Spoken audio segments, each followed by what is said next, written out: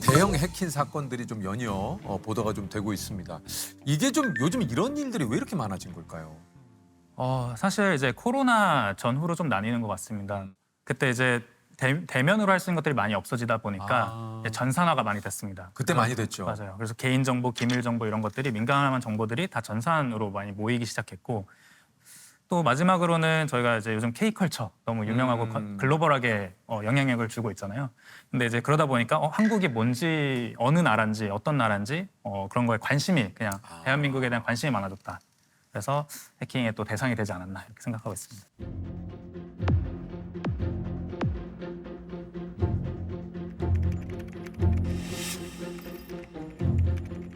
사실은 이제 저 자신도 그 해커의 대상이 될 수 있기 때문에 항상 조심하려고는 하는데요. 통신사 이번에 저도 사실 그 통신사의 고객인데 그래 저도 네. 저 유심 바꿨어요. 이렇게 이제 해킹을 어쩔 수 없이 당하는 경우도 발생하긴 합니다. 아니 이게 이제 통신사도 그렇고 뭐 이제 카드도 그렇고 어떻게 보면 우리 이제 일상생활하고 굉장히 밀접한 그렇죠. 부분이기 때문에 이게 좀 저희들도 그래서 걱정이 더 커지고 있는 것 같아요. 네, 사실 이제 통신사 같은 경우에는 기관망 사업이라 그래서 국가의 안보와도 직결되는 그렇죠, 그런 그렇죠. 사업자이고 또 전 국민이 사용하는 서비스이다 보니까 이 해킹 사고가 났을 때 엄청나게 파급력이 큰데요. 그래요. 통신사 같은 경우에 이번 건 같은 경우 유심의 정보가 유출이 됐고 IMEI 정보라든지 이런 이제 기기 정보들이 유출이 된 거죠. 그러다 보니까 이제 통신사를 사용하시는 사용자들의 이제 핸드폰을 복제를 할 수 있는 위협이 생긴다든가 이런 위협들이 발생할 수 있는 그런 계기가 됐다. 그런 거군요. 아니 그 이제 통신사 유심 유출 사건도 이게 4년 전에 뚫린 게 이제 밝혀진 거라고 그래요? 네, 이게 조사를 하다 보니까 알게 된 건데요. 사실 요즘 기술들이 되게 정교해지기도 했지만 공격자들도 이제 보안 전문가들이 이런 것들 보고 있다는 걸 알고 있기 때문에 되게 은닉하면서 조심조심 그리고 조금씩 빼나가기 시작합니다. 그러니까 바로 드러나지 않게끔. 맞습니다. 그래서 사실 알아차리기가 되게 힘들 수밖에 없는 거죠. 그렇군요. 그 이제 이렇게 뚫렸을 때 우리 또 대표님 화이트 해커들은 어떤 역할을 하는 겁니까? 사실 저희 같은 경우에는 좀 이제 이런 해킹 피해는 암과 같아요. 그래서 뭔가 저희가 암도 전이가 되잖아요. 네. 시스템에서도 어디까지 전이가 됐는지를 찾아내서 다 도려내야만 우리가 안전하다고 할 수 있어서 그런 것들을 이제 분석하고 어디까지 피해가 있는지 그런 것도 추려내는 작업을 합니다. 이런 작업을 하시게 되면은 뭐 경우에 따라 다르겠지만 얼마의 시간이 좀 걸립니까? 사실 정말 정밀 분석을 하게 되면 몇 주에서 몇 달씩 이상도 걸리고요.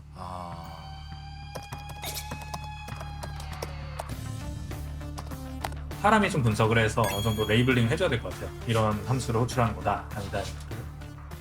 가장 중요한 건 이겁니다. 이제 개인은 어떻게 해야 되는가? 이런 정보가 유출이 되거나 그렇죠. 실제로 이런 일이 일어나면 안 되겠지만 혹시 뭐 모르는 게 또 세상 아닙니까? 그러면 개인은 어떻게 해야 됩니까, 이거를? 사실 이제 개인은 이런 대형 사고들에서부터 할 수 있는 것들은 좀 제약적이긴 합니다. 그렇죠. 다만 이제 저희가 개인적으로 할 수 있는 것들은 2차, 3차 피해들을 막는 건데요. 예를 들어서 우리가 사용하는 사이트에서 해킹 사고가 나서 이번에 뭐 금융사든 아니면 통신사든 이런 정보들이 유출됐을 때 그거를 가지고 이제 피싱 메일이 온다든가 아니면 뭐 그런 이제 스팸 메일들이 오잖아요. 그런 거에 낚이지 않도록 좀 조심을 해야 되고 링크 같은 거 누르지 마시고 누르면 안 그리고 비밀번호 안전하게 쓰시고 이런 것들 되게 중요합니다. 그러니까 비밀번호도 이게서 전문가분들 얘기 들으면 이게 좀 1년에 최소 한 번은 이게 좀 바꿔줘야 된다고 얘기 듣거든요. 사실 그게 최근에 많이 바뀌었는데요. 네, 어떻게 옛날에는 바뀌었어요? 그런 연구가 있었어요. 자주 바꿔줘야 된다. 네, 네. 근데 사실은 그게 더 오히려 안전하지 않은 비밀번호를 사용하게 만드는 커다란 연구가 있어가지고 왜냐면 사실은 좀 비밀번호라고 하는 게 제가 기억하기 쉽고 좀 그렇게 그러니까 되는데 이게 왜냐면 내가 매번 이게 꺼냈어야 되니까. 그것보다는 한 번 만들 때 어렵고 긴 패스워드를 만들기 되게 견고한 중요해요. 걸로. 네. 그래서 길이가 되게 중요하고요. 길이가요? 네. 그러니까 길이가 짧은 패스워드는 우리가 보통 이제 전문 용어로 크래킹이라고 해서 비밀번호를 뚫어낼 수 있는 방법이 있어요. 근데 그게 길이가 길면 길수록 더 오래 걸리거든요. 그래서 특수 문자, 숫자, 대소 문자, 그리고 길이를 적어도 12글자에서 16글자 이상 이렇게 만드시는 게 중요합니다. 근데 그거 머리 짜내려면 또 너무 힘들어. 이게 막. 그리고 저 같은 경우에는 좀 의미 부여를 많이 해야 되니까 뭔가 메시지 넣어야 되거든요. 네.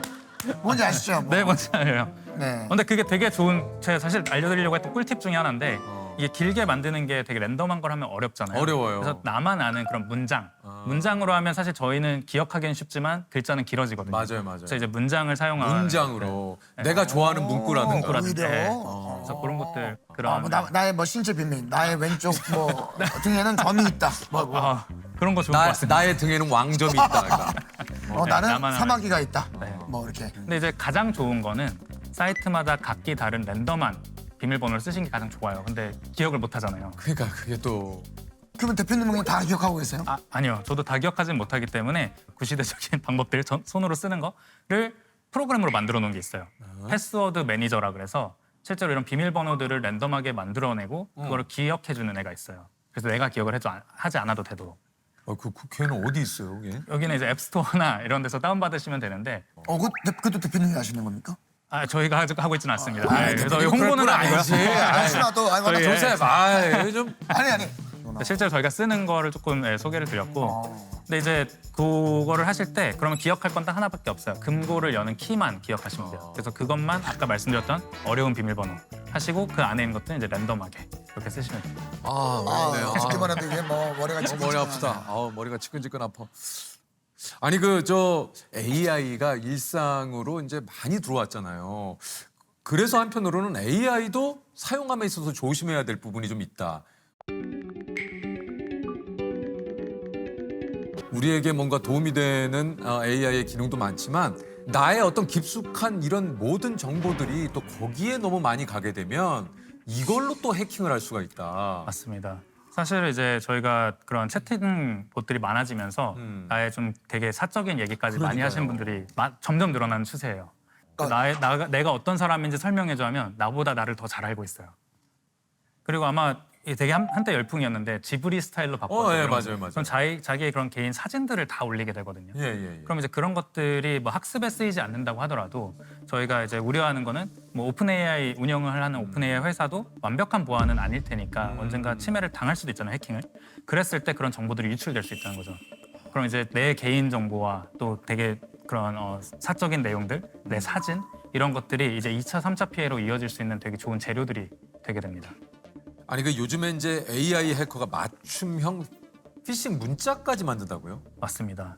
요즘에 이제 GPT 아마 써보셨을 텐데요. 챗GPT나 이런 클로드 이런 것들을 통해서 AI가 엄청나게 그럴싸한 문장들을 잘 만들어냅니다. 근데 이제 AI가 더 발전을 하면서 요즘에는 어떤 것까지 하냐면 아마 각각 뭐 인스타그램이라든지 이런 개인 SNS가 있으실 텐데 그것까지 다 이제 살펴봐요. 자동으로. 살펴요? 네. 자동으로 살펴봐서 이 사람이 지난주에 어디 베이커리에 가서 빵을 먹었네? 이런 것들을 이제 해서 문자를 작성할 때 저번 주에 저희 베이커리에서 빵 드셨는데 그게 문제가 있었다. 그래서 이런 손해배상을 하려고 하니 이 링크를 클릭해서 가져가세요. 이런 식으로 이제 되게 커스텀한 문자를 보낼 수 있는 거죠. 그러니까 정말 내 일상을 직접 겪지 않으면 모를. 그렇죠. 그러니까 이것을 내 이제 SNS나 내가 뭐 검색한 기록이라든가 이런 것들을 AI로 학습을 해서 맞습니다. 그러니까 거기에 맞춤형으로 그냥 문자를 보내는군요. 네. 그러니까 사실 속기가 훨씬 더 쉽죠. 그러니까 예를 들면 뭐 병원을 갔었는데 지난주에 저희 병원에 내원하셨었죠. 근데 저희가 이런 일로 인해서 뭐 좀 도움을 드리려고요. 아니, 검사 결과가 나왔습니다. 되게 철렁할 수 있잖아요. 그런 것들. 이거를 어떻게 하냐 이거. 그러니까 이게 잘못 클릭하면 안 되는 거잖아요. 그렇죠. 사실 이제 잘못 클릭을 그런 알지 못하는 링크들이나 이런 앱 같은 것들을 설치하지 않고 클릭하지 않는 게 가장 중요한데요. 이제 살다 보면 사람이 실수로 좀 누를 수도 있잖아요. 있죠. 네. 그랬을 때 이제 다들 화들짝 놀라시고 맞아요. 패닉에 빠지시거든요. 네, 맞아요. 근데 사실 그러실 필요는 없고 그 이후의 단계들, 예를 들어서 뭐 아이디와 패스워드를 넣으라는 것들, 개인 정보를 넣으라는 것들, 아니면 앱을 설치하라는 것들, 이런 것들을 안 하시면 그래도 안전하긴 합니다. 그리고 혹시라도 좀 걱정이 더 되시면 눌렀는데 조금 찜찜하다 그러면 핸드폰을 아예 재부팅을 하거나 그래도 찜찜하다 하면 공장 초기화를 한번 하셔서 다시 쓰시는 게 좋긴 합니다. 시험 같은 것도 막 그 4살부터 좀 보고도 하잖아요. 그게 이제 뭐 굉장히 또 화제가 됐던 경우도 있었습니다만. 4살이 무슨 시험을 봅니까? 요즘 영어 유치원 입학 시험을 4세 고시라고 부르죠. 영유아들이 입시 학원까지 다니면서 아이들 정서 발달 등의 우려가 커지고 있습니다. 부모님들이 선호하는 유명 영어 유치원 같은 곳을 보내고 싶을 때 이제 테스트를 보잖아요. 맞아요. 레벨 테스트, 뭐 레테라고 하시죠. 네네네네.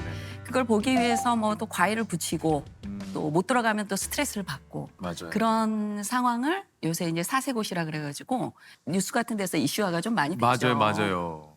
그래서 보통 부모님들은 아무래도 아이들이 나보다 혹은 나처럼 잘 되기를 바라잖아요. 그럼요. 좋은 대학을 가고 또 좋은 직업을 갖고 그렇게 안정되고 풍요로운 삶을 누리는 걸 아이들을 원하죠. 그런데 이제 부모님들이 불안하셔가지고 너무 불안하죠. 또 일찍 시작하지 않으면 벌써 그러니까요.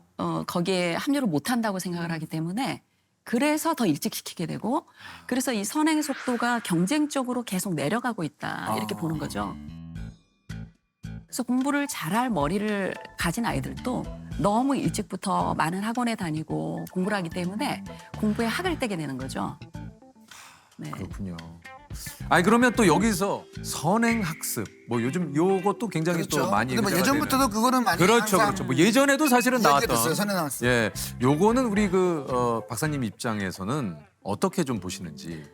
어떤 특정 영역에 있어서 굉장히 아이가 뛰어나고 하고 싶어 할 때 선행학습이 왜 나쁠까요? 할 수 있죠. 영재아이고 그러면 그렇죠. 더 맞아요. 해줘야죠. 예. 그런데 문제는 소수의 그 아이들이 하는 것에 맞춰서 학원들이 거기에 맞춰서 많은 아이들이 거기에 휩쓸려가고 있다는 겁니다. 그래서 내 아이가 봄에 피는 꽃이 아니라 가을에 피는 꽃일 수 있어요. 그런데 봄에 아이들이 어떤 아이들이 꽃이 피었다 그래서 봄에 꽃을 피우라고 자꾸 데려다 놓으면 정작 가을에 꽃이 피어야 되는데 우리 아이가 못 필 수도 있거든요. 뭐 숱하게 오니까 그렇게 깜짝 놀라지는 않은 것 같아요. 뭐 돌자리도 오고 뭐 그래서 너무 어린애들도 뭐 그냥 숱하게 오니까 영어학원 테스트를 보게 하려고 하는 부모님들의 열정, 테스트를 보게 하기 위해서 또 과외를 붙이고 이런 일들이 계속 반복되니까 그렇게 압박감을 많이 받는 아이는 정작 시험 보러 가서 울어버린다거나 그렇게 나오는 거죠. 그런데 우리 아이가 벌써 작은 시험에도 불안감을 느껴버리면 정말 뇌신경계의 역효과를 불러일으키는 거거든요. 우리 아이 잘 되라고 더 일찍 더 많이 시키는 게 치명적일 수 있다는 거예요. 강제로 시키게 되는 선행학습이 우리 아이를 뇌신경계를 망치고 마음을 다치게 하고 관계까지 해치게 된다는 거예요. 정말 이렇게 역효과가 많다라는 것을 부모님이 알면 그때서야 멈출 수 있다고 저는 생각해요. 그래서 요즘에 그 뭐 ADHD 좀 치료제가 아이들 사이에서 좀 유행을 한다고 그래요. 그래서 일명 공부 잘하는 약으로 이게 불린다고 하는데 그거에 대해서는 좀 어떻게 생각을 하시는지요? 그 이슈화가 많이 됐는데요. 정확한 진단을 받고 정말 ADHD 기준에 합당할 때 약을 잘 쓰는 것은 뭐 쓸 수 있다고 생각합니다. 그렇죠. 그런데 ADHD로 진단을 받은 아이들도 놀이터에 가서 많이 놀고 많이 걷고 요새 아이들도 너무 많이 하시잖아요. 그래요. 자기 발로 이렇게 걸어 다니지를 않는 아이들이 늘고 있잖아요. 근데 인간이 기본적으로 해야 되는 그런 집안일도 좀 하고 이런 것을 해야지 뇌신경계가 안정화되면서 ADHD라고 할지라도 아이들이 점점 잘 클 수 있겠죠. 그렇군요. 네. 어릴 때는 뇌신경계가 감각밥을 많이 먹어야 됩니다. 뭐 보고 듣고 만지고 운동하고 하면서 몸에서 여러 가지 감각들이 들어와서 뇌가 감각 지도를 형성을 해요. 예를 들어 두 손은 똑같지만 많이 쓰는 손은 뇌는 더 크게 인식을 하는 거거든요. 이렇게 뇌신경계를 생각을 해본다면 앉혀서 계속 시각적인 자극만 더 일찍 주는 게 전혀 유리하지 않습니다. 제가 봤을 때는 공부가 항상 보면은 공부를 잘해야 된다고 하는데 내 아이가 뭘 잘할 수 있는지를 파악하는 게 더 중요한 거 아닙니까? 지금 조셉이 얘기한 대로 내가 하고 싶은 게 있으면 요즘 부모님들께서 또 그런 건 굉장히 열려 있어. 맞아요. 너 하고 싶은 게 해. 있어? 그거 해라. 그런데 그거 해라가 무서운 거예요. 왜요? 그러니까 아이가 하고 싶은 게 있을 때 그게 부모가 그래 이거 하자 그러면서 막 연기 학원 가고 막 이게 또 공부하고 똑같아지는 거예요. 그래요. 뭐 어떻게 해야 돼요? 벌써 나오는 아이의 그 싹이죠. 막 자라나는 싹. 그거를 또 부모님이 욕심껏 이렇게 도와줄 때 이 싹이 또 이렇게 되는 거예요. 사그러들 수 있어요. 맞아요. 이거 너무 어렵네. 어려워요. 그래서 균형감을 계속 잡으면서 아이가 주인공이 되게 해야 돼요. 그러니까 무슨 비유를 저는 많이 하냐면 자기가 모는 자기 차라는 거예요. 이게 차라는 거죠, 자신이. 근데 그 차는 이 사람만 몰 수 있어요. 이 그렇죠, 아이만. 그렇죠. 그래서 어쩔 때 차를 여기에 무슨 버튼이 있고 또 어떻게 몰면 좋다 배울 수는 있을 수 있어요. 부모한테 또 이렇게 심리치료사한테. 하지만 결국 그 차는 자기가 몰아야 되는 거예요. 그러니까 이게 참 아이가 하고 싶은 걸 아이가 주도적으로 해야지 부모님이 그것을 막 한다고 오케이 너 이거 해. 그래서 신이 막 나죠. 그냥 이건 부모가 또 더 신나죠. 과한 애정과 과한 네. 관심으로 싹을 또 오히려 죽일 수 있다라는 그런 네. 얘기신 거죠. 자기애적 부모, 이게 나르시스트의 부모님이 계시다는데 이게 뭡니까? 완벽을 추구하는 부모님이라고 이해하시면 좋을 것 같아요. 완벽을 추구하는 부모님. 나에 대해서도 내 아이에 대해서도 가장 완벽하고 좋은 최고의 것을 그래서 단점이나 결점을 좀 보고 싶어 하지 않는 그런 성향이라고 이해하시면 좋을 것 같아요. 우리 아이들한테도 결점을 원하지 않기 때문에 아이들이 힘들어하는 것도 잘 못 봐요. 그래서 미리 과보호를 해서 아이들을 힘들지 않게 도와주고 싶어 하는 마음도 강하시고요. 정말 아이들한테 강요도 하지 않고 상처도 주지 않는 완벽한 부모가 돼야겠다고 생각하는 부모님들이 좀 늘어나는 추세인 것 같습니다. 그러니까 물론 우리 아이가 좀 안전하게 그리고 또 뭐 사랑을 받으면서 그렇죠. 그렇게 좀 부모의 입장에서는 당연히 아이를 보호하는 건 당연한 건데 이 과보호 이게 좀 어떤 영향을 아이들에게 미칠 수 있는지 한번 얘기를 해주시죠. 과보호는 아이를 좀 무시하는 거라고 볼 수 있어요. 왜냐하면 아이가 이 문제를 해결할 수 있는데 내가 해결할 수 없다고 생각해서 도와주는 거거든요. 타이밍이 되게 중요한데 미리 도와주는 거. 맞아요. 그렇죠? 일어나기 전에 모든 것들을 차단을 하는 네, 거죠. 그렇죠. 그러다 보면 아이들이 문제를 해결할 수 있는 힘을 길러야 되는 기회를 자꾸 박탈당하는 겁니다. 그렇게 되면 이제 나중에 아이들이 부모들한테도 굉장히 짜증을 내고 굉장히 자기중심적인 아이들이 되고 그리고 뭐 사회에 나가서도 여자친구를 사귄다고 해도 여자친구가 말을 안 들으면 네가 감히 모든 게 자기 위주로 돌아갈 수 그럴 수 있으니까요. 있죠, 그럴 수 있죠. 그래서 데이트 폭력이 일어날 수도 있고 하는 이런 사회적인 문제까지 지금 이런 방식으로 아이들이 키워져 나가면 사회 문제가 될 수도 있는 거죠. 지금 이제 박사님이 얘기하시는 건 그 보호도 마찬가지지만 과한 보호와 과한 마음 읽기가 아이들의 어떤 원천적인 무언가를 하려는 의지를 꺾는 것일 수도 있다라는 그런 얘기신 거죠. 그리고 아이가 너 힘들지 않아? 자꾸 부정적인 감정에 대해서 말하게 하고 거기에 집중하게 하는 건 어떻게 보면 감정 호소인을 만들 수도 있어요. 감정 호소인이. 아주 중요한 것들이 아닌 것에 사소하게 자꾸 아이 의견을 묻는다거나 그러니까 진료실에 이렇게 들어오시면요. 부모님들이 그냥 앉으시면 되는데 어느 자리에 앉을 거야? 이렇게 물어보는 경우가 있어요. 대단한 거는 아니지만 이제 부모님이 여기 앉자 이렇게 해도 되는 일을 사소하게 아이를 위한다면서 자꾸 물어볼 때 어떤 아이들은 이제 짜증이 나요. 그냥 곱게 앉을 아이가 안 앉을래 할 수도 있는 거죠. 그렇죠. 그래서 웬만한 것들은 그냥 쓱쓱 넘기고 맞아요. 네. 또박또박 앞으로 나갈 수 있는 그런 힘들을 우리 아이들이 길러야 되잖아요. 네. 그래서 너무 사소한 것에 집중해서 막 마음 있기를 다 해주는 것보다 아이들을 조금 믿어주는 느낌? 이거 필요할 것 같습니다. 그러니까.